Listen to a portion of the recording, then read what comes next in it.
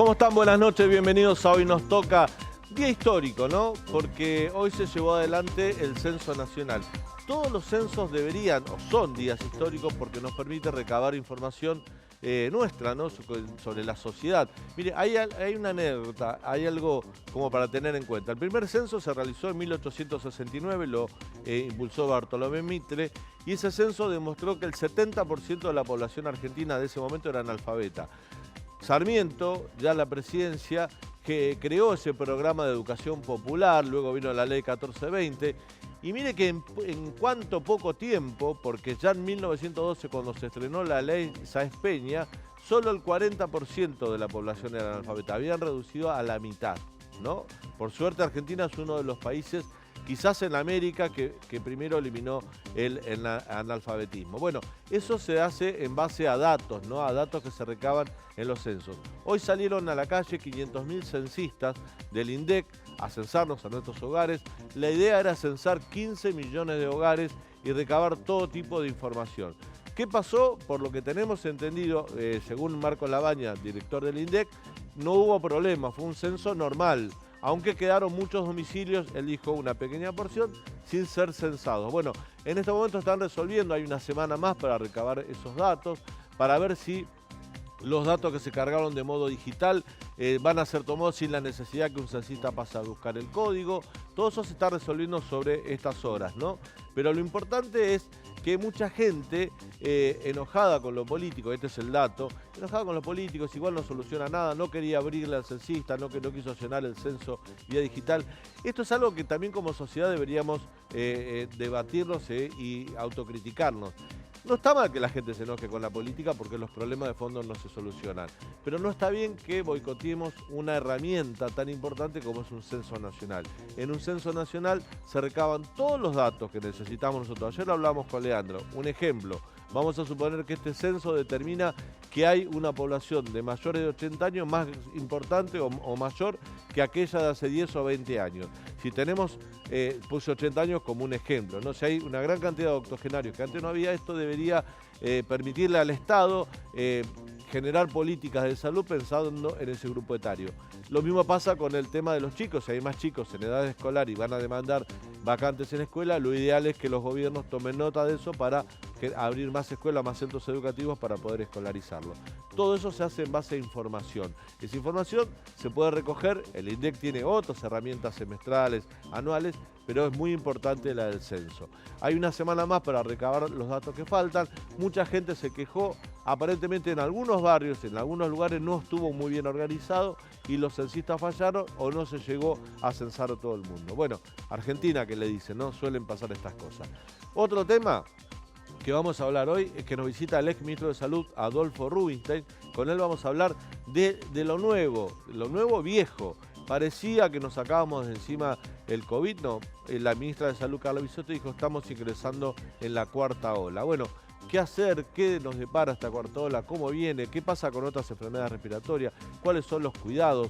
Y una pregunta que le vamos a hacer a Adolfo Rubinstein, que además es experto en salud pública. ¿Se pudo haber incorporado una pregunta o dos aprovechando el censo y esta logística que se desató en el país para preguntar por la pandemia? Porque ya que tenemos la posibilidad de censar a 15 millones de hogares, ¿por qué no preguntamos algo por la pandemia? Que la pandemia, el COVID, no es una enfermedad más. Nos cambió el modo de vida, nos cambió las costumbres, nuestras relaciones laborales, relaciones sociales. Fue muy importante. Por lo tanto, hubiese estado bueno que en el censo haber aprovechado para tener alguna pregunta. Es mi idea. Quizás él no esté de acuerdo, se lo vamos a estar preguntando. Y en el segundo bloque nos visita la historiadora Camila Perochena, que acaba de publicar un libro muy pero muy interesante, que tiene que relaciona a Cristina Kirchner con la historia, la relación que tiene Cristina con la historia, porque ella, cada vez que presenta una política pública o en cada uno de sus discursos, se ampara en la historia del siglo XIX, en la historia del siglo XX, en la historia del peronismo, en la guerra de Malvinas. Bueno, en ese libro, que está muy bien estudiado por una persona que es doctora en educación, gran historiadora como es Camila, vamos a poder charlar un ratito del tema, de uno de los personajes políticos más importantes de las últimas décadas en la Argentina, como es Cristina Kirchner, y su relación ni más ni menos que con la historia. Gran programa, te ofrecemos hasta las 22 aquí en el canal de la ciudad. Te invito a que te quedes. Fue un operativo muy normal, no tuvimos grandes inconvenientes, temas muy puntuales que se pudieron ir solucionando. Estamos muy contentos. En el peor de los casos que no se resuelvan el día de hoy, los 4 días posteriores, a partir de hoy, vamos a trabajar en la supervisión, en la cual vamos a censar a las personas que no estuvieron esos días. Se ven 2 años, sí, entre 18 y 24 meses de precios altos de alimentos, de commodities. Bueno, eso empuja a la inflación. Pensar de qué manera frenar a los formadores de precios, que eso es más difícil. Claro. Por eso nosotros estamos reclamando, y creo que es una medida que cada vez es más necesaria, un aumento general de salario por decreto. Estamos en una etapa distinta, que estamos empezando un aumento de casos, que claramente es lo que se ve, inclusive con esta nueva, modalidad de vigilancia, en una situación totalmente distinta. Y la diferencia es gracias a las vacunas.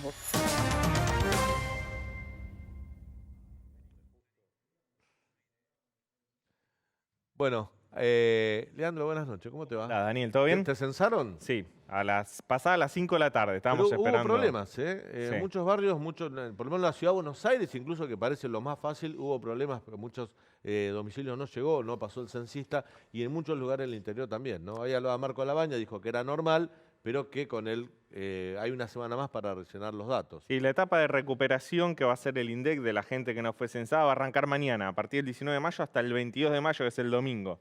Va a ser los próximos 4 días. Después, si querés, te explico un poco más cómo es el proceso que tiene que hacer la gente que no recibió. Que no fue censado, sí, que no pudo cargar el código, porque mucha gente, vos sabés que 23.800.000 personas lo hicieron de manera digital entre marzo y hoy a las 8 de la mañana. Sí. Anoche colapsó el sitio, 300.000 personas ingresaron todos juntos a la vez y hicieron colapsar el sitio, por lo tanto no lo pudieron hacer de modo digital, y hoy tuvieron los que recibieron la visita del censista, abrirle la puerta y contestar las preguntas. Sí, para que se queden tranquilos, si quieren podemos adelantar que los que se censaron digitalmente y no recibieron la visita del censista no tienen que hacer nada. Ya la información ya la tiene el INDEC. No importa que no hayan dado el código al censista, no, sino que esa información el INDEC la da por válida. Ya la tiene el INDEC, eso es lo que dijo Marco Labaña. El tema es los que no hicieron el censo digital y no recibieron la visita. Y lo pueden hacer digitalmente estos días, ¿no? Tienen que mandar un mail. Los que no fueron censados y sí, no hicieron el censo digital tienen que mandar un mail al INDEC. Ahí vemos en pantalla cuál es la dirección a la que tienen que escribir. En el asunto tienen que poner no fui censado y tienen que poner una serie de datos personales, nombre, dirección, residencia, teléfono de contacto, justamente para que el INDEC entre mañana y el domingo se contacte con ellos y pueda hacer esta etapa de recuperación de datos para que el censo tenga los datos completos y se pueda procesar correctamente. Excelente información, Leandro. Bueno, vamos a hablar de otro de los temas que nos preocupan, ¿no? Volvió, nunca se fue, pero siempre queremos dejarlo atrás, pero vuelve a aparecer, ¿no? Como que la pelota patea para adelante y la volvemos a encontrar. La ministra de Salud, Carla Bisotti, dijo que ingresamos en la 4ª ola del COVID. Lo vamos a hablar de este tema y otros más con el siguiente invitado. Se trata de Adolfo Rubinstein, es médico, es militante de la Unión Cívica Radical, fue ministro de Salud y secretario de Salud también, es magíster en epidemiología clínica, recibido en Harvard. Adolfo, ¿cómo te va? Buenas noches. ¿Cómo estás, Daniel? Bienvenido. Gracias por invitarme. No, por favor, gracias por venir. Bueno, a propósito de la información que daba, ahora vamos a hablar del COVID y esto, de lo que hablamos para pegar el tema, censo COVID. Ya que moviste 500.000 censistas, censaste 15 millones de hogares, teniendo en cuenta que el COVID o la pandemia no fue una enfermedad más, como pues fue una enfermedad que nos cambió la vida a todo el mundo, nuestras relaciones sociales, laborales, cambió nuestras costumbres. ¿No está bueno haber incorporado alguna pregunta? En general, el cuestionario base, digamos, del censo, de los censos que se hacen cada 10 o en este caso cada 12 años, que incorporan datos poblacionales, demográficos, sociales, económicos, etcétera, está bastante estandarizado. Entonces, en general, digamos, cada pregunta adicional tiene un costo impresionantemente alto. Vos pensás lo que es la movilización de la cantidad de gente. O sea que no es que es, entre comillas, gratis hacer una más, dos o tres preguntas más. Lo que muchas veces sí se hace es en muestras poblacionales, lo que se llaman submuestras, ahí se hacen a veces cuestionarios más extensos o se aprovechan muchas otras encuestas que se van haciendo como la encuesta permanente de hogares, la encuesta de gastos de los hogares, etcétera, que se hacen de manera periódica y que ofrecen datos intercensales. En ese sentido, sí creo que sería interesante e importante hacer algún tipo de cuestionario para evaluar las consecuencias, digamos, económicas, sociales, educativas, emocionales que ha tenido la pandemia. Los datos respecto a la cantidad de vacunas, la gente que falta vacunar, la gente que se dio Bueno, el esquema completo pero no el refuerzo, ¿esos datos son fehacientes que maneja el Ministerio de Salud? ¿Están bien consignados? Sí, en principio no tengo por qué dudar de esos datos, sí. Sí. Bueno, ¿hay cuarta ola? Sí, estamos en una cuarta ola que afortunadamente es muy diferente a la que vivimos a la primera y a la segunda. Tuvimos una tercera ola donde se dispararon los casos, digamos, en el verano. Y ahora sí, estamos en la cuarta ola, de hecho está creciendo y seguramente está creciendo mucho más de lo que estamos viendo, porque la realidad es que hay muy poco testeo. Claro. Entonces, si hay muy poco testeo, también hay muy poca detección de casos. Y los que se testean, por eso el porcentaje de positividad ahora es tan alto, tiene que ver con que se testean los que tienen síntomas o complicaciones. Síntomas pronunciados, porque... Claro, exacto, síntomas importantes. Fíjate que la Ciudad de Buenos Aires en enero llegó a hacer 60.000 test por día y la semana pasada hacía 3.000 por día. Es que digamos, se hace menos testeo, la gente no se testea, a lo sumo se aísla, que es lo que tiene que hacer ante cualquier síntoma respiratorio, pero no se testea. Y bueno, todo eso, también hay lo que uno podría llamar fatiga pandémica, después de 2 años. Claro. Sí, más de 2 años en realidad. En marzo se cumplieron 2 años, acá en esta parte del mundo, en Argentina. Sí, para el mundo ya son 2 años y medio, claro. Y sí, para nosotros también son más de 2 años. Existe esta fatiga pandémica donde, digamos, la sociedad no está dispuesta en este momento a tolerar más restricciones, sobre todo porque afortunadamente también esta nueva ola de Omicron, de estos sublinajes nuevos de Omicron, afortunadamente en aquellos que están vacunados y sobre todo que tienen refuerzos, porque la inmunidad dura poco de Omicron, están protegidos contra las complicaciones, con lo cual el escenario epidemiológico cambia muchísimo. Esta nueva variante de Omicron, dicen algunos médicos, es más contagiosa, más agresiva que las anteriores, pero más contagiosa. No es más agresiva. No es más agresiva, pero menos agresiva. Ahora te pregunto, ¿es menos agresiva la variante del virus o las vacunas hacen que sea menos agresiva? Es una interacción.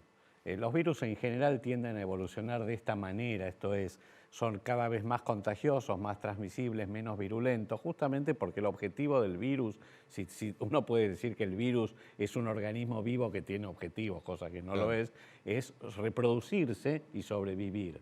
En ese sentido, esto es la evolución habitual, la historia natural. Pero claramente, como la población está mayoritariamente vacunada, obviamente las complicaciones son muy bajas. Y eso es lo que hay que ver. Nosotros tenemos que monitorear muy bien las internaciones, sobre todo las internaciones en terapia, las muertes, pero mucho menos los casos porque no son creíbles. O sea, están aumentando sin duda, pero el número, la magnitud, no la conocemos. Adolfo, es muy difícil entender desde acá lo que está pasando en China, ¿no? El gobierno chino tiene una política de cero COVID y está haciendo masivas cuarentenas, como si estuviéramos en 2020, en Beijing, en Shanghái, en grandes ciudades. ¿A vos por qué te parece que está pasando eso? ¿Vos lo atribuís a una falta de vacunación en la población y que por eso hay tanta precaución del gobierno chino? ¿O los chinos tienen una información que en Occidente todavía no se tiene? Es una excelente pregunta. La verdad que me cuesta entenderlo. Es imposible una política de cero COVID desde el punto de vista epidemiológico en un contexto global donde hay COVID en todo el mundo. Entonces, vos no podés aislar las fronteras. Digamos, no son compartimentos estancos y además China no es una isla. Dicho esto, en realidad es difícil pensar por qué lo están haciendo. Yo creo que a esta altura es más o menos como Putin y la guerra en Ucrania. No pueden retroceder. Se han metido en un embrollo donde no pueden retroceder porque sería una pésima señal política. Yo creo que el problema pasa por ahí en este momento, porque está claro que el cero COVID es absolutamente inviable. Adolfo, con la llegada del invierno, incluso se han adelantado, ustedes, los médicos, han dicho que por ejemplo la gripe A se adelantó 1 mes y medio. Es que no circularon los virus respiratorios. Sí. Durante 2 años prácticamente no circularon, o circularon mucho menos. Ahora están viniendo, digamos. Bueno, ¿cómo hacer para discernir entre, te doy un ejemplo, entre nosotros, los adultos o los chicos que van a la escuela, con la bronquiolitis, con las gripes, con el COVID? ¿Qué hay que hacer? ¿Siempre hay que aislar? ¿Cómo reaccionar ante esos síntomas? Y mira, si está sintomático un adulto o un chico, sí, o sea, no tiene que ir a la escuela, tiene que aislarse. Aislarse, por supuesto, es un aislamiento diferente al que teníamos nosotros hace un año o hace más, es otra cosa. Si sale a la calle, tiene que usar barbijo, claramente, digamos, para proteger a los terceros. Hay que tener las medidas de control para evitar los contagios. Por supuesto que las condiciones son distintas a lo que pasaba antes y los escenarios son diferentes. O sea, uno puede estar un poco más relajado, pero ojo, hay que cuidarse, porque si no esto sigue circulando. Y en la medida que sigue circulando, aparecen nuevas variantes. Ese es el problema. ¿Cómo debería reaccionar? A ver, te doy un ejemplo más claro, el más común y que a la gente lo puede llegar a entender. En la ciudad de Buenos Aires, para espacios cerrados, restaurantes, bares, cines, teatros, hay que usar barbijo. Cruzando la General Paz, en la provincia de Buenos Aires es optativo. O sea, vos vas a un shopping en la provincia de Buenos Aires, o un supermercado. Pero no es obligatorio. Acá sí lo es. ¿Qué tiene que hacer el Estado? ¿Volver a ser obligatorio o pensar a dar recomendaciones para que elija la gente? La realidad es que vos entras a un restaurante con el barbijo y te lo sacás en cuanto te sentás. O sea, digamos, es todo muy relativo. Por supuesto que, digamos, hay que monitorear cómo viene la mano, definitivamente. Y creo que sí, aquellos que tienen síntomas respiratorios, por más que sean leves, digamos, tienen que usar barbijo y, digamos, idealmente tendrían que aislarse y salir mucho menos. Esa es la verdad. Adolfo, apenas te enfermás, a mí me pasó hace un mes y medio, tuve fiebre, hice una consulta médica y el médico lo primero que hizo fue mandarme a testear, que dio negativo, ¿no? Pero no hay un problema ahí en cuanto a diagnóstico, porque se está buscando casos de COVID y tal vez pasan otros diagnósticos por el costado. Pienso en los niños, bronquiolitis ahora en invierno, de un montón de virus que están dando vuelta. ¿No hay una falta de diagnóstico de otras cosas? Bueno, pero en realidad, históricamente, digamos, cuando vos tenías síndrome gripal, estamos hablando de antes de la pandemia, no te testeabas para el virus de la influenza. Te guardabas en tu casa y obviamente sí. O ibas a trabajar igual. La gente ibas a trabajar vos eras igual. comerciante, cuentapropista y ibas a laburar Excepto igual. que fueras alguien con comorbilidades, con inmunocompromiso, un adulto mayor, más débil, donde tenía complicaciones y ahí sí por ahí lo testeaban. Y había centros centinela donde se testea como para ver cómo está circulando ese virus. Lo mismo que el sincicial respiratorio, que es el que produce las bronquiolitis o los adenovirus. Pero en realidad vos no estás todo el día testeando e hisopando a la gente si tiene algún síntoma. Lo que pasó con el COVID fue que tuvimos una pandemia, oleadas pandémicas que todavía no han terminado, o sea, todavía estamos en pandemia. Entonces, a veces la gente dice, no, ya está, ya pasó. No, no pasó todavía. Afortunadamente, no es lo mismo la situación actual que la que era el año pasado o antes, pero no terminó todavía. Ahora, 2 años y pico de usar barbijo, de estar gran parte del tiempo aislado, encerrados. Y vos decís, no hubo circulación de otras enfermedades respiratorias. Ahora vuelven. ¿También perdimos defensas? ¿Perdió memoria el cuerpo para defenderse frente a esos virus? Bueno, quizá por el abuso del barbijo, por el aislamiento. No es por el uso del barbijo, pero el hecho de que no hayan circulado, sí, porque la inmunidad va disminuyendo en general. Digamos, si vos no estás expuesto a un virus, va disminuyendo. La velocidad de esa declinación varía de acuerdo a los virus, pero sí, va disminuyendo, con lo cual, después de 2 años o de 3 años reaparecen estas enfermedades respiratorias y obviamente nos encuentran menos protegidos. Bueno, ahora te voy a llevar a otro terreno que es el tuyo también, militante radical. Quiero hablar un poco de la interna de Juntos por el Cambio, del radicalismo. De la epidemia interna. De la epidemia, claro, de la pandemia interna. Pero medidas restrictivas a futuro respecto a porque me imagino, estamos en mayo, en pleno invierno a lo mejor se van a multiplicar los casos. ¿Se van a tomar? ¿Pensás que se deberían tomar? El monitor que tenemos que tener hoy es el mismo que tuvimos en las otras olas. Ya no son los casos, porque no sabemos cuántos casos hay, son las complicaciones. Obviamente, si el sistema de salud estuviera en riesgo de saturarse, cosa que yo creo que no va a volver a ocurrir realmente, bueno, ahí sí hay que tomar medidas restrictivas. Hoy no hay ningún escenario en el cual haya que tomar ninguna medida restrictiva. Por un lado, porque no hay, digamos, razón sanitaria o epidemiológica. Salvo el barbijo, ¿no? Para hacerlo. Sí, el barbijo sí. Porque no hay razón sanitaria o epidemiológica para hacerlo. Y por otro lado, porque la sociedad no lo tolera. por razones económicas, sobre todo teniendo más del 50% de la población bajo una economía informal o cuentapropista, y por el otro lado porque emocionalmente ya no lo tolera. Entonces, nada, uno no puede soslayar esos factores. Y ya tomamos en cuenta el sistema de salud, los especialistas, tienen un registro de los resultados que dejó en términos emocionales, en términos de, no sé, de mala alimentación, de falta de ejercicio, que han tenido todas las personas, los chicos y los adultos. Mira, la pandemia ha producido dos cosas. Por un lado, el COVID, o la COVID, como se llame, digamos lo que fue la pandemia y la tragedia, digamos, sanitaria, epidemiológica, económica, todo lo que ya es emocional y educacional que ya conocemos. Pero por el otro lado, hubo una enorme cantidad de enfermedades que son las que tradicionalmente dan cuenta de la mayor carga de enfermedad, de la mayor mortalidad, de la mayor discapacidad, como las enfermedades cardiovasculares, las enfermedades crónicas, el cáncer y los trastornos de salud mental, que fueron medio escondidos bajo la alfombra durante estos últimos 2 años, donde fallaron muchas de las estrategias de prevención y control. ¿Por qué? Porque los servicios de salud estaban abocados íntegramente a la pandemia. Claro. Pero eso es un saldo muy, muy importante que ahora lo estamos empezando a ver.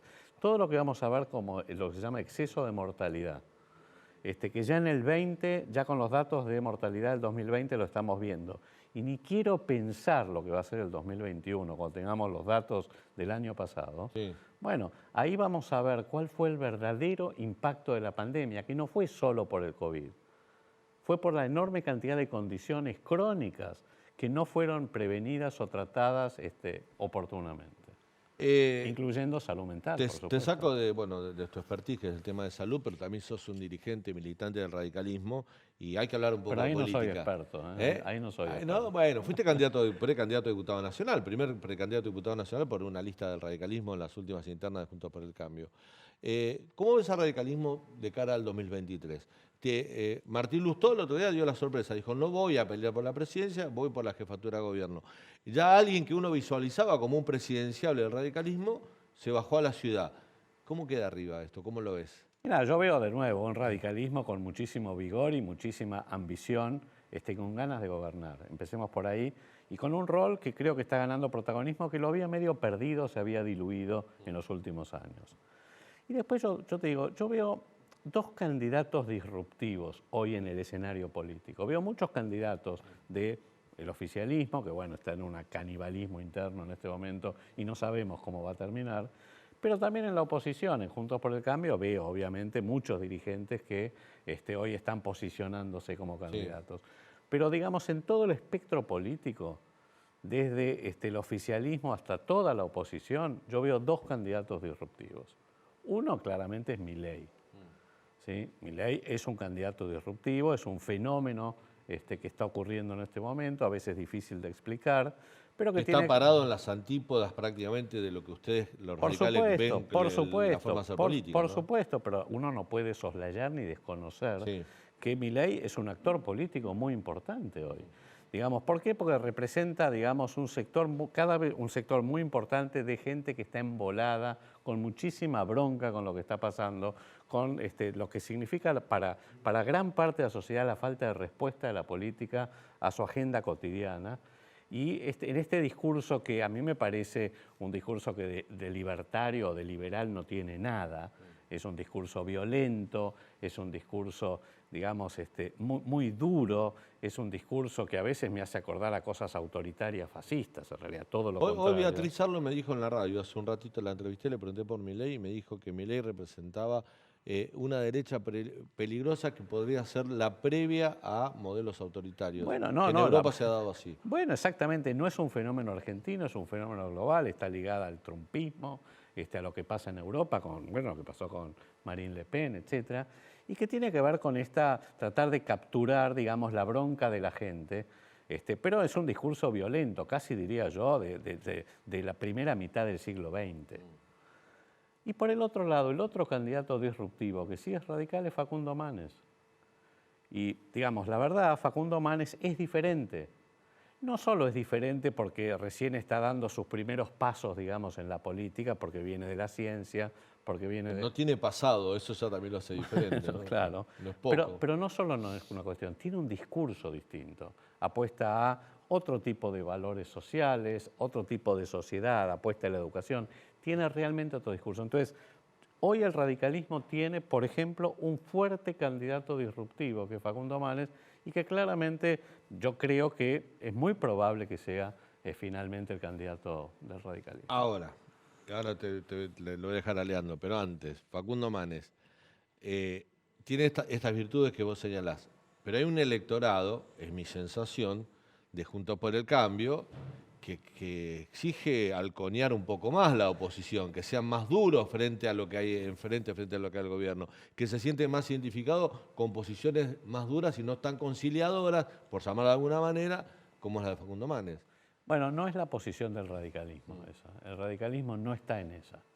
El radicalismo no está en esto de tratar de seguir polarizando, ni tratar de, para que no se vayan los votos con Milei, tratar de correrse cada vez más a la derecha. La verdad que creo que el radicalismo, estoy convencido de que el radicalismo no está en esa. Más allá de que, por supuesto, digamos, Juntos por el Cambio representa una coalición con diferentes sectores que piensan distinto, pero que comparten una enorme cantidad de valores, que son los que nos unen. Lo que cimenta Juntos por el Cambio son los valores. Y eso, digamos, eso es lo que hace que esto no se vaya ni a quebrar, ni a romper, ni a dividir. Pero claramente no somos todos iguales. Adolfo, la gestión económica de Macri, por lo menos 2018-2019, fracasó. ¿Qué tiene Juntos para el Cambio para ofrecerle al electorado que sea distinto a eso?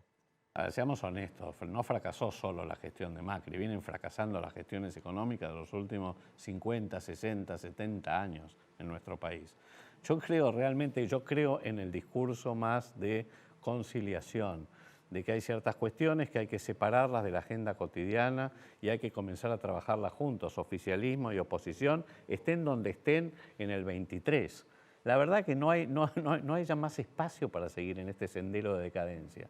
Entonces, a mí me parece que ya no es una cuestión de si es el Banco Central, si lo liquidamos, si lo independizamos, si dolarizamos, si no dolarizamos. La verdad que me parece que la cosa pasa por otro lado. Y me parece que lo que está fallando es la política acá, no la economía, es la política. Entonces a mí me parece que parece un discurso medio naíve que te planteo, ingenuo, pero la verdad es que cuando uno ve lo que está pasando en el país y empieza a ver, hoy tenemos la foto del censo, ¿verdad? Sí. ¿Qué nos va a decir el censo? Nos va a mostrar ese sendero de decadencia que tenemos desde hace 50 años en los últimos 4 o 5 censos. Nos va a mostrar más pobreza, nos va a mostrar, digamos, mucho, digamos, menor capacidad de poder de tener movilidad social ascendente, nos va a mostrar, digamos, la caída de todos los indicadores. ¿Qué nos va a decir? Entonces, hay que hacer algo. Y para mí hacer algo en este momento es comenzar a dialogar. La verdad, parece tonto lo que digo hoy, porque todo el mundo está polarizado. Sí. Bueno, yo creo que el discurso distinto y disruptivo, lo disruptivo hoy es no polarizar, es tratar de ver si podemos encontrar algunos elementos que permitan consensuar políticas. Esta posición que vos decís que de todo el radicalismo, uno lo ve, para ahí ve también matices, ¿no? Obvio. Digo, Cornejo es mucho más duro que Manes, ¿no? Sí, pero digamos, la verdad, claro, pero digamos, al lado de muchos otros halcones es una paloma. Pero bueno, te concedo, hay acuerdo del radicalismo para no polarizar, seguir en la coalición, ojo. Bueno, ese es el tema, la pregunta. Digo, esto más allá, enfrente está el PRO, está la coalición cívica, que pueden tener distintas miradas, después de una PASO. ¿Puede alejarlos a ustedes de la coalición? No, yo creo que hay reglas de juego. Me parece que el radicalismo va a tener un candidato radical. En las PASO. En las PASO va a haber un candidato radical. Será Facundo Manes, será Morales, no sé, Cornejo, no tengo idea quién. Pero va a haber un candidato radical, sin dudas. Y, bueno, las reglas del juego dicen, el que gana es el que, digamos, si el radicalismo no gana las PASO, bueno, digamos, será Larreta o Pato Bullrich u otro candidato. Esa es o Macri. Pero, digamos, el radicalismo va a seguir en la coalición en la medida que sigamos compartiendo, obviamente, todos estos valores. Macri, debería revalidar, pero muchos le quitan o no le dan ese derecho a querer jugar su segundo tiempo. No, él puede querer jugar. Creo que, digamos, si vos me preguntás a mí, me parece que hoy Juntos por el Cambio puede ofrecer candidatos más competitivos, sobre todo porque tiene una fuerte imagen negativa. Pero es cierto también que, digamos, él tiene todo el derecho a competir.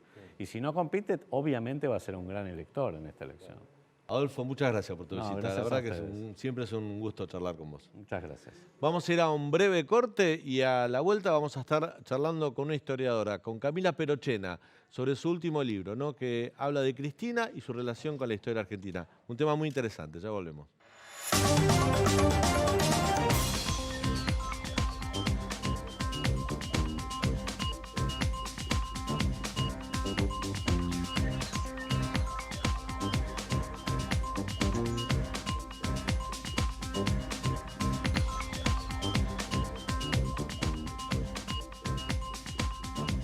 Segundo bloque de Hoy Nos Toca, y qué interesante es hablar de uno de los personajes de la política actual más importante que ha dado las últimas décadas, como es Cristina Fernández de Kirchner, y su relación con la historia, porque Cristina permanentemente hace alusión a la historia cada vez que habla del presente. Bueno, hay una historiadora que se dedicó a investigar esto y escribió un libro, se trata de la siguiente invitada. Es Camila Perochena, que es historiadora, docente de la Universidad Torcuato Di Tella, autora del libro Cristina y la historia. Camila. Hola, Dani. Bienvenida. Muchas gracias. Además es flamante mamá de Tony. ¿Cuánto tiene Tony ya? 5 meses cumple hoy, así que estoy feliz. Le mandamos un beso a Tony. Camila es una gran amiga mía, además yo estoy muy contento de tenerla en el programa para hablar de este libro. A ver si lo podemos tomar. Acá lo vemos. Cristina y la historia, el kirchnerismo y sus batallas por el pasado. Exacto. Esta bajada es la primera pregunta. ¿Por qué el kirchnerismo tiene batallas con el pasado? Porque así como el kirchnerismo tiene batallas con el presente, y en el presente vos viste que Cristina siempre ha marcado una diferencia muy grande entre un nosotros y un ellos. Es decir, ha establecido relaciones bien antagónicas y de confrontación con sus opositores, ya sean partidos políticos, medios de comunicación, poder judicial. Y así como tiene esas relaciones antagónicas en el presente, esas batallas también las rastrea en el pasado. Es decir, cómo ese nosotros y ellos se pueden ver en la historia argentina. Entonces, así como hay batallas por el presente, Cristina también busca abrir batallas en el pasado y rastrear esos antagonismos en los 200 años de historia. Entonces, por ejemplo, ella va a ver, bueno, el Poder Judicial, los medios de comunicación, ¿qué hicieron durante los golpes de Estado? Claro. Entonces, asocia a los opositores con los momentos con los que busca establecer una ruptura, o a los sectores agroexportadores con el momento del centenario, que lo caracteriza como un momento antidemocrático. Entonces, cuando yo digo el kirchnerismo y sus batallas por el pasado es porque Cristina intenta construir, moldear la historia, moldear el pasado y abrir una batalla en ese campo, así como busca abrir una batalla en el presente. Es decir, esa radicalización política del presente la rastrea también en el pasado, donde también ve o piensa ese pasado de una forma radicalizada. Ahora, pero cuando Cristina habla del presente, mucho se habla del relato kirchnerista donde condimenta mucha sal y pimienta para darle una mirada muy sui generis. ¿Hace lo mismo con la historia? ¿Le hace una interpretación muy particular? A ver, no es que sea una interpretación muy particular, es una interpretación que ella retoma del revisionismo histórico. El revisionismo histórico es una tradición historiográfica de la década del 30 y de la década del 60. Cristina retoma varias ideas, representaciones de esa tradición historiográfica del revisionismo histórico, y lo que ella dice es que va a mostrar una verdadera historia que durante 200 años fue una historia ocultada. Entonces, que ella quiere escribir o reescribir una nueva historia, que en realidad es esa historia revisionista, no es tan nueva, la verdad, es una historia en realidad que tiene casi 100 años, una tradición que tiene casi 100 años, y ella sostiene que esa es la verdadera historia que fue ocultada. Entonces también por eso digo lo de batallas, porque ella así como habla de batalla cultural, eso que ella llama batalla cultural tiene algo importante o tiene un basal importante, que es esta idea de que el pasado puede reescribirse. Cristina, vos hablaste de 200 años, ¿no? Sí. Que se rememora 200 años. Ella dice que su patriota preferido es Belgrano, lo ha dicho, lo ha elegido Belgrano. Efectivamente, de hecho... Incluso denostando a San Martín indirectamente, ¿no? Totalmente, que Belgrano no es que denosta a San Martín, ¿no? En ningún lugar hay una crítica a San Martín, pero San Martín no tiene ni de cerca el lugar preponderante que tiene Belgrano. Yo, por ejemplo, leí todos los discursos ¿no? de Cristina durante su presidencia e hice un análisis un poco, además de cualitativo, cuantitativo, ¿no? De, bueno, ¿a quiénes nombró más? ¿Quiénes aparecieron más? Y los dos más nombrados son Belgrano y Eva Perón. Es decir, Eva y Belgrano son los dos que tienen un rol preponderante, son las dos figuras que ella reivindica más dentro de sus discursos, ¿no? Y Belgrano sería su héroe preferido, uno podría decir. ¿Y por qué va Belgrano? ¿Por qué Belgrano es su héroe preferido incluso sobre San Martín? Bueno, ella con Belgrano establece cierta identidad. Identidad en el sentido de que Belgrano es un abogado que, según ella dice, sacrificó su vocación por el bien del pueblo, se sacrificó por el pueblo. Dibuja un Belgrano que es un Belgrano que ella lo dibuja como con ideas industrialistas, ¿bien? En realidad, bueno, las ideas de Belgrano están bastante ayornadas a la época, no es que sean ideas de adelantadas, sino que son ideas de la ilustración de la época, de un reformismo. No es la generación del 38, Belgrano, es anterior, digamos, como para imaginar exactamente, un país. No es la generación del 37, es anterior. Sí. Totalmente, de hecho muere en 1820, sí. ¿No? Pero ella lo que trata de buscar es esa identificación con esos héroes revolucionarios. ¿Por qué? Porque según ella, o lo que ella sostiene, es que viene a terminar con las promesas incumplidas de la revolución. Es decir, ella dice, bueno, la Revolución de Mayo tenía dos grandes promesas, la libertad y la igualdad. Ella sostiene que ella viene 200 años después a concluir esas promesas que no se han conseguido del todo. Sobre todo, dice ella, la igualdad. La igualdad es una cuenta pendiente, sostiene, de la Revolución de Mayo. Mi gobierno, dice, viene a terminar con 200 años de fracasos y divisiones. Entonces, entre la revolución, los revolucionarios, y especialmente Belgrano, y el presente, ella trata de establecer un puente. Saltamos de Belgrano a Rosas, otro personaje también citado, muy citado por el peronismo también, ¿no? Rosas es muy reivindicado por el peronismo. Cristina tiene una visión históricamente, viste que es peronista, pero también se muestra como un poco más progre desde afuera del peronismo clásico. ¿Cuál es su relación con Rosas? No, ella reivindica al rosismo y por eso hace suya esa tradición revisionista. Reivindica al rosismo hasta tal punto que crea un nuevo feriado, que es el del 20 de noviembre, sí. El de la Vuelta Obligado.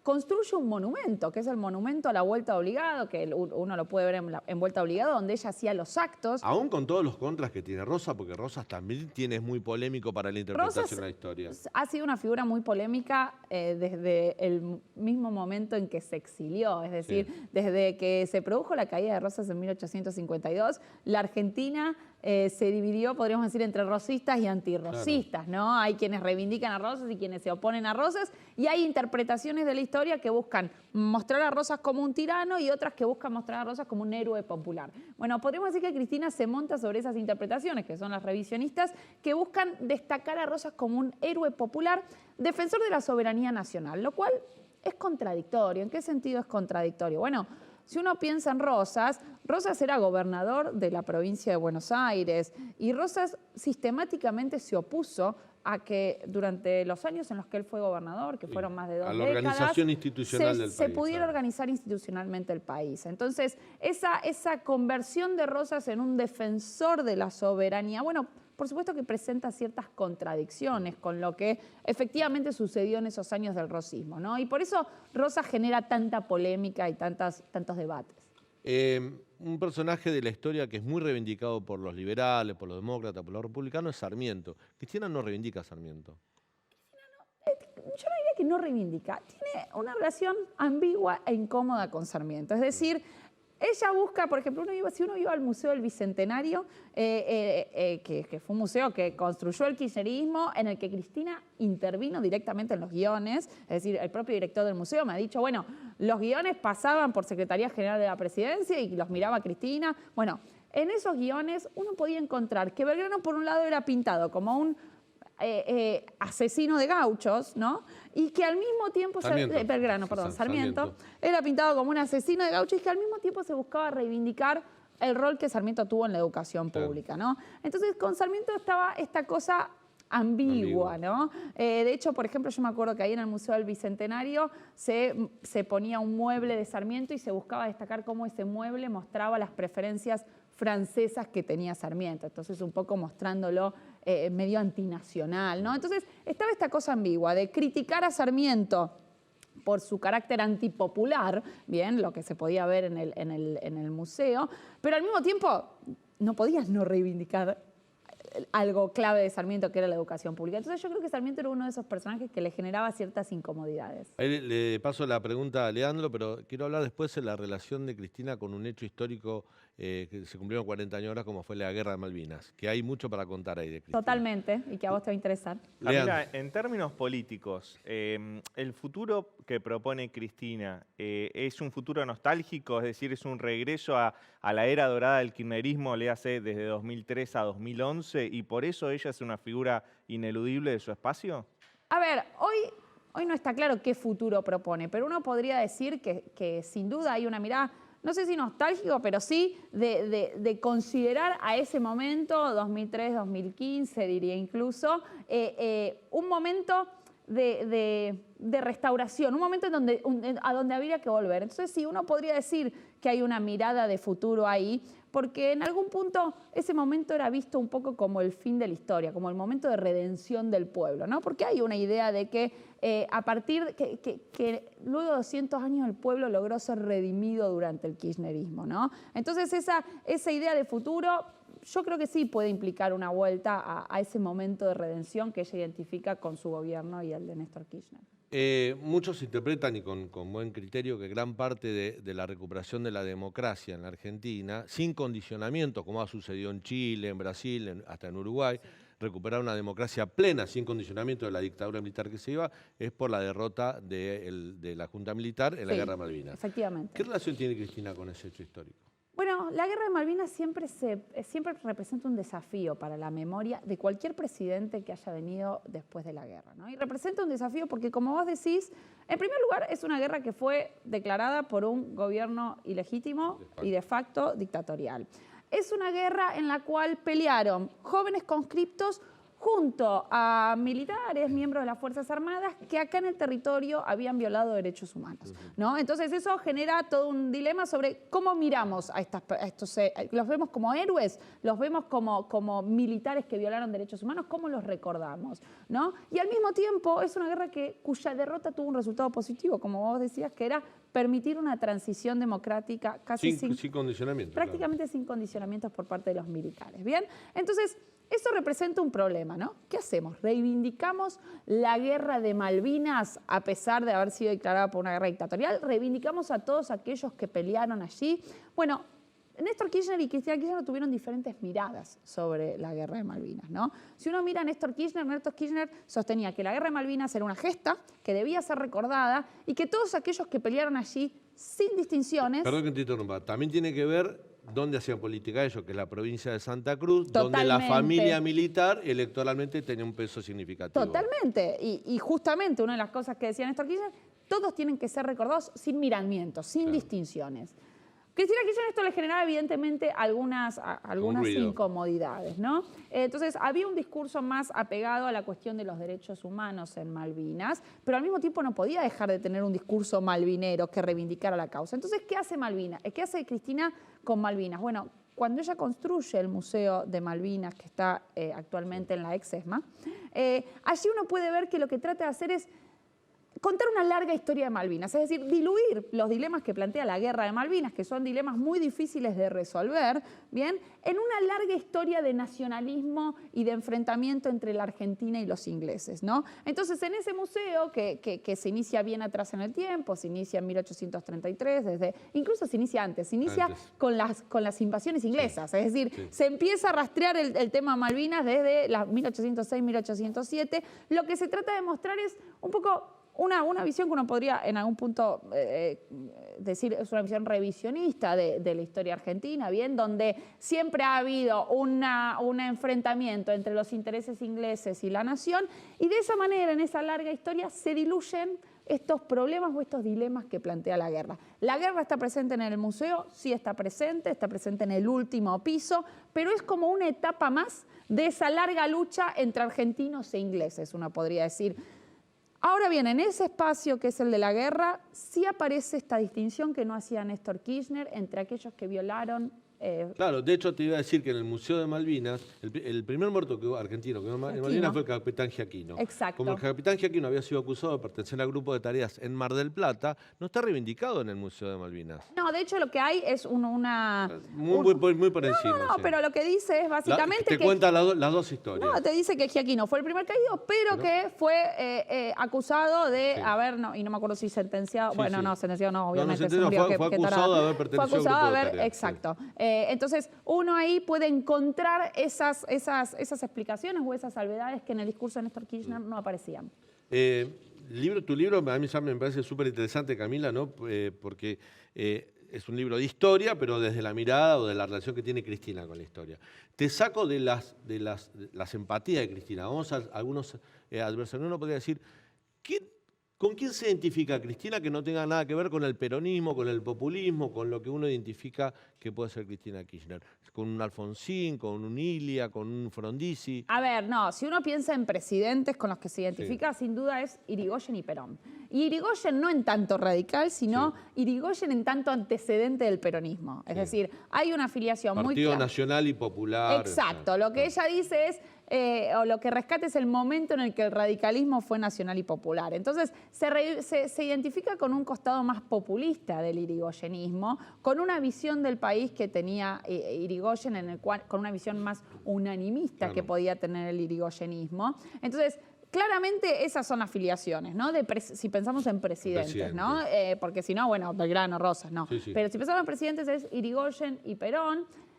Y en Alfonsín hay una reivindicación, está Alfonsín presente. Fue contemporáneo, ¿no? Digamos, fue contemporáneo, hay una reivindicación más clara que la que tiene, que la que hace Néstor Kirchner, que básicamente lo que termina haciendo Néstor Kirchner niega el juicio a las juntas en un momento. Claro, o sea, lo que hace Néstor Kirchner es una especie de bloque entre 1976 y el 2003, en el cual Alfonsín queda integrado en lo que él llama el neoliberalismo, ¿no? Cristina sí hace esas diferencias. Ahora bien, si bien hay una reivindicación de la persona de Alfonsín, no necesariamente de la tradición política alfonsinista relacionada con el pluralismo, uno podría decir, ¿no? Con una reivindicación de la democracia de tipo liberal, ni tampoco con la idea de los derechos humanos que tenía el alfonsinismo. Es decir, hay una reivindicación de Alfonsín como persona, como figura, no así de las formas que Alfonsín tenía de pensar la democracia y de pensar los derechos humanos, ¿no? El kirchnerismo piensa la democracia y los derechos humanos de una forma opuesta al alfonsinismo en ese sentido. ¿Leandro? ¿Le enviaste un ejemplar? Le envié un ejemplar. ¿Y tuviste feedback? No, por ahora no. ¿Cómo te imaginas su mirada sobre tu libro? Es que no sé, porque mi libro trata de ser un libro, es un libro que sale de una tesis de doctorado, es un libro académico. Es un libro que escribí y lo adapté después de la tesis de doctorado, pero nació de una investigación académica, por lo cual no es un libro que esté emitiendo juicios de valor permanentemente. Y no busca hacer eso. Bien, no busca hacer un juicio de valor, sino que busca hacer un análisis. Entonces, yo en ese sentido creo que puede algunas cosas molestarle, porque pueden ser maneras distintas a las que ella siente que ella interpretaría el pasado, pero no creo que le moleste. No sé, la verdad no tengo idea. Los Kirchner, digamos, esto es algo hiperconocido, no es que han tenido durante la dictadura militar una actuación en favor de los derechos humanos, ni presentaron habeas corpus, eran abogados, como hicieron, qué sé yo, Alfredo Bravo, se me ocurre Simón Lázara, García Fernández Mejía, muchísimos dirigentes de derechos humanos. Por eso, esa es la razón, a ver, desde el punto de vista de la perspectiva histórica, por la cual Néstor Kirchner, y ella también, porque ella no negó eso, en el 2003 niegan el juicio de la Junta o lo pasan por encima, como diciendo, vengo a pedir perdón por 20 años de silencio del Estado argentino, cuando había existido un juicio, una CONADEP y un juicio a la Junta. A ver, yo creo que porque en principio eso es Néstor Kirchner, no Cristina Kirchner. No, de hecho, Cristina permanentemente ella sostiene que pidió explícitamente a Néstor Kirchner que pidiera perdón después de ese discurso, ¿no? Pero bueno, Cristina, siendo presidenta, nunca reivindicó tampoco la fecha de los juicios de la Junta como merecerían, ¿no? Bueno, hay que ver cómo merecerían. Ahora, lo que yo te diría es que ahí hay una visión diferente a cómo entender los derechos humanos, ¿bien? Porque cuando uno piensa en los juicios de Alfonsín y en el inicio de esos juicios, esos eran juicios no solo a las juntas, sino a los líderes de las organizaciones armadas, ¿bien? Sí. Y en el discurso kirchnerista hay una reivindicación de la militancia juvenil setentista, ¿bien? Y hay una reivindicación de esa juventud maravillosa, entre comillas, como se le ha dicho. Entonces, reivindicar el juicio a las juntas o reivindicar el rol de Alfonsín ahí implicaría reivindicar algo que Cristina ha criticado mucho públicamente, que es lo que se ha dado en llamar, eso se podría discutir, la teoría de los dos demonios. Claro. Bien, entonces, como Cristina Kirchner se opone a esa visión, se opone, digo, no solo no han reivindicado eso, cambiaron el prólogo del Nunca Más. Claro. Bien, el prólogo del Nunca Más de Alfonsín del 84, de la CONADEP, claro. Fue cambiado en el 2006 durante el gobierno de Néstor Kirchner. Bien, entonces hay una crítica muy fuerte a la manera, por eso digo, no es que lo niegan, sino que hay una crítica directa a la forma en que entienden los derechos humanos y lo entendió el alfonsinismo. Camila, hiciste una investigación para tu libro, sí. Cristina y la historia. Es una tesis de doctorado. Fue una tesis. Ahora es un libro que está escrito de una manera mucho más amable que una tesis, porque las tesis son un Pero hay una investigación profunda tuya como muchos historiadora. Años. ¿Qué te sorprendió de Cristina y la historia? ¿Qué descubriste que no lo tenías en cuenta? Porque me imagino que vos, informada como sos, sabías dónde te metías en cada uno de los temas, por lo menos muy por encima. Pero ¿qué te sorprendió? ¿Qué encontraste? Bueno, lo que a mí me sorprendió es la intensidad que tuvo el pasado durante su presidencia, que fue muchísimo más intensa que en cualquier otra presidencia de la historia argentina. Es decir, la mitad de sus discursos ella habló de historia, creó nuevos museos, creó nuevos monumentos. Es decir, me llamó la atención la manera en que Cristina entendió que la historia le podía ser productiva políticamente. Y cómo ella supo moldear la historia de manera tal que esa historia a ella le permitiera construir una identidad política clara, una identidad política kirchnerista y una identidad política cohesionada, ¿no? Entonces, a mí me parece que lo que más me sorprendió, bueno, lo fui viendo a medida que iba leyendo y que iba estudiando el tema, es eso, ¿no? Refrendar sus ideas en hechos y en personajes de la historia. Sí, y moldear esa historia, ¿no? A la luz del presente. Claro. Camila, gracias. Por favor. Te voy a recomendar de vuelta. Camila Perochena escribió Cristina y la historia. A ver si le hacemos una toma. Este me lo quedo yo, así que obvio. Lo pueden adquirir en cualquier librería. Gran libro de una gran historiadora como es Camila. Gracias, muchas gracias, Dani. Antes de irnos, tengo un minuto y hay información del INDEC que la va a dar Leandro. Sí, Daniel, sabés que recién Alberto Fernández y Martín Guzmán visitaron la sede del INDEC para dialogar con Marco Lavagna sobre los resultados del censo. Me decían fuentes del INDEC que en las próximas horas, probablemente mañana por la mañana, esté el dato de cuántas personas habitamos la Argentina, ese dato que se levantaban quinielas y muchas apuestas sobre cuál era el número final. Por lo pronto está relevado casi el 50% de la gente censada, que son los que hicieron el censo digital, 23.800.000 personas. Dentro de la Ciudad de Buenos Aires, 2.100.000 personas hicieron el censo digital. Bueno, muy bien, nos estamos yendo. En los próximos días, quizás esta semana, Alberto Fernández retome la iniciativa de gestión, que a veces la pierde, a veces la toma, con un tema muy sensible, que en algún momento lo había planteado Cristina Kirchner. Hay que ver si es la reforma de Cristina o la reforma que quiere Alberto, pero van a hablar de reformar el sistema de salud argentino. Gracias por habernos acompañado, nos reencontramos mañana, como siempre, a las 9 de la noche para contarte todo lo que sucede en Argentina y en el mundo aquí en el canal de la ciudad. Chau, hasta mañana.